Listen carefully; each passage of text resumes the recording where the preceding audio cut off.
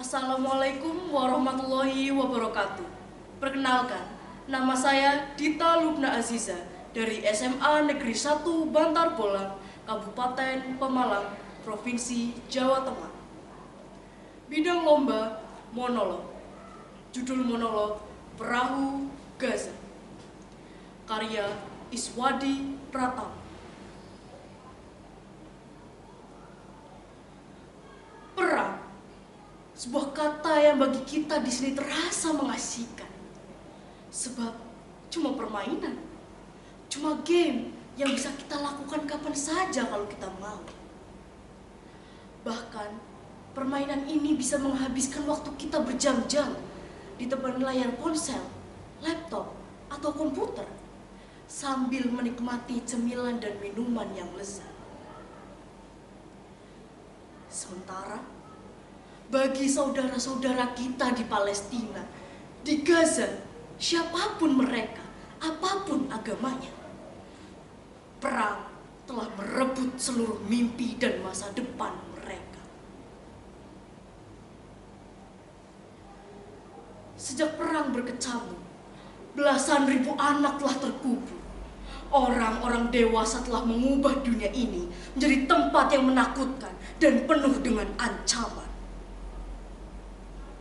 Bahkan sampai ke dunia rekaan, dunia virtual, ancaman itu tidak berakhir.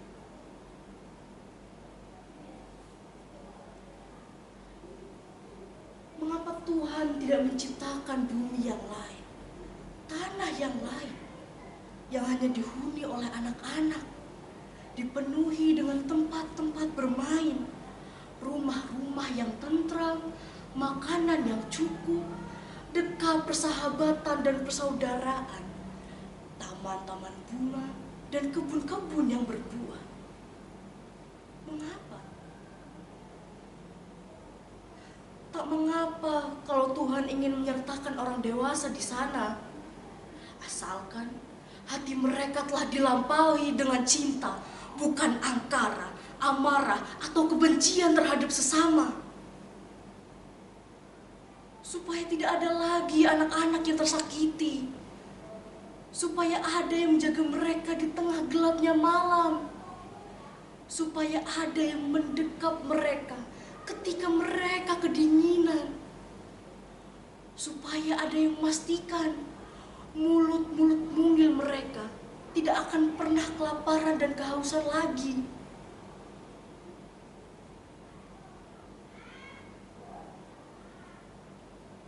Aku mendapatkan perahu ini beberapa mil dari sini.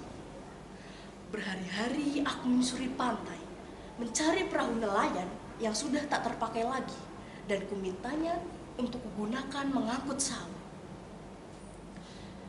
Hingga akhirnya aku menemukan sebuah ide, membuat perahu persahabatan yang nantinya akan berlayar di tengah laut menuju Gaza. Tapi saat kutampilkan perahu ini di media sosial, menawari siapa saja yang mau ikut berlayar denganku, kalian menertawaiku dan menganggapku sakit. Tapi untunglah pada suatu malam, Made, Joshua, Kristi, Ali, Butet, Harun, dan Melin, teman-teman lamaku datang. Mereka menghampiriku di pulau ini. Dan saat itu, aku sedang tertidur di perahu ini. Oh iya, di perahu ini, aku juga sudah menyiapkan semuanya. Surat-surat, sajak, sepenggal doa, air suci dari kuil, pura, dan gereja. Ada juga benda-benda dari masa kecil yang masih tersimpan. Apa saja, kami mengumpulkannya hari demi hari. Dari siapa saja yang ingin melakukan sesuatu sebagai ungkapan rasa cinta. Walaupun kami tahu apa yang kami lakukan ini hanyalah setetes air di tengah samudra penderitaan saudara-saudara kita di sana. Tapi kami hanya ingin ada untuk mereka.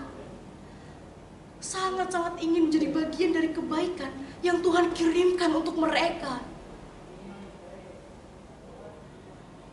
Mungkin kita memang seperti seekor semut yang membawa setetes air yang akan digunakan untuk memadamkan api yang membakar Ibrahim alaihissalam.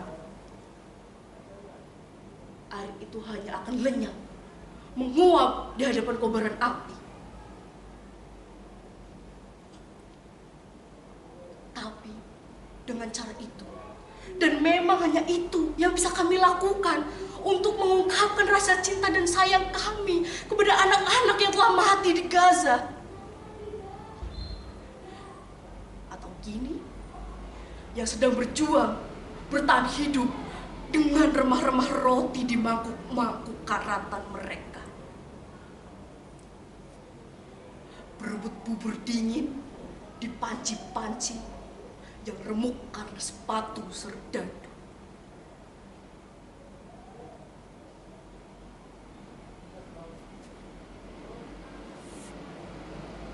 Oh, Made, apakah sudah siap? Kita akan melaut. Joshua, Christine, kenapa kalian diam saja? Ayo, ayo, kita akan melaut.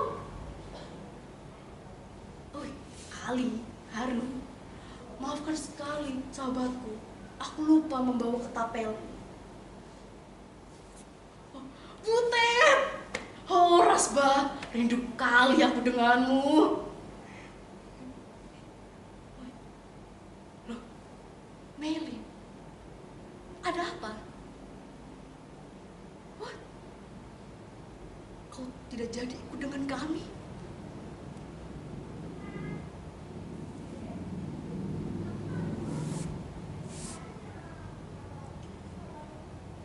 Maylin adalah sahabat yang tiba-tiba menghilang setelah terjadi kerusuhan. Made mati karena leukemia. Ali dan Harun, mereka pun sudah tidak ada. Keduanya tertembak di dada saat sedang menghadang peluru dengan ketapelnya. Joshua dan Christine, mereka ikut terkubur dalam runtuhan gedung yang hancur karena ledakan bom.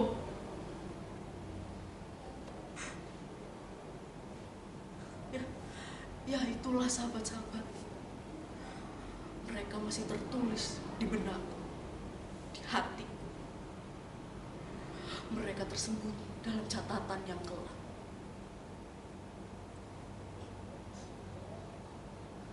Tapi satu orang anak yang mati itu sudah terlalu banyak, terlalu besar dan berat ditanggungan.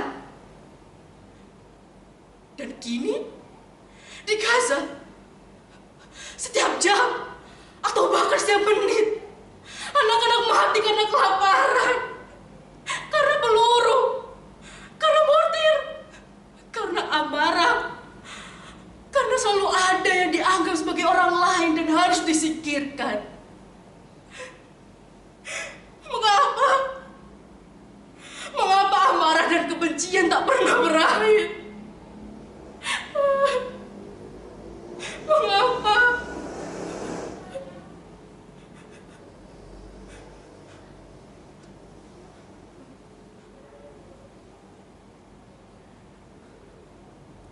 Aku hanya ingin ada untuk mereka.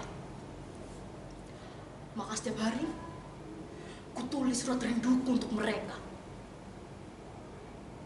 Dan hari ini, sudah kutulis surat terakhir untuk mereka. Dan nantinya, bersama kapal ini, akan kularungkan ke lautan.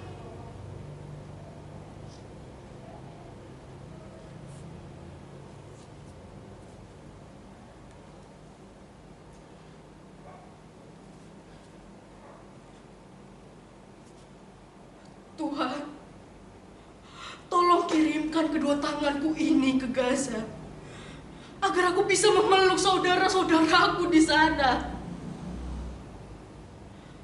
Tolong kirimkan kedua kakiku ini ke Gaza, agar aku bisa menopang anak-anak yang terkapar di tengah kota karena terbakar.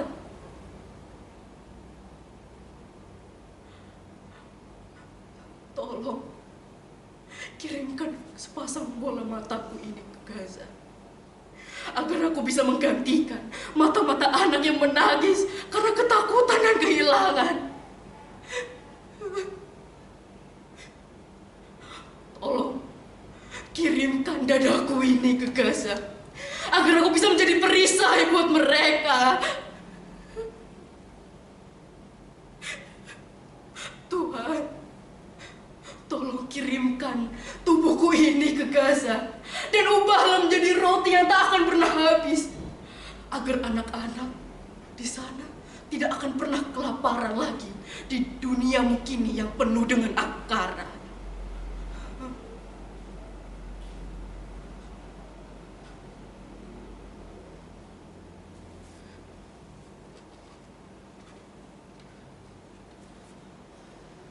Apa? Kalian bertanya aku siapa? Aku Nusantara.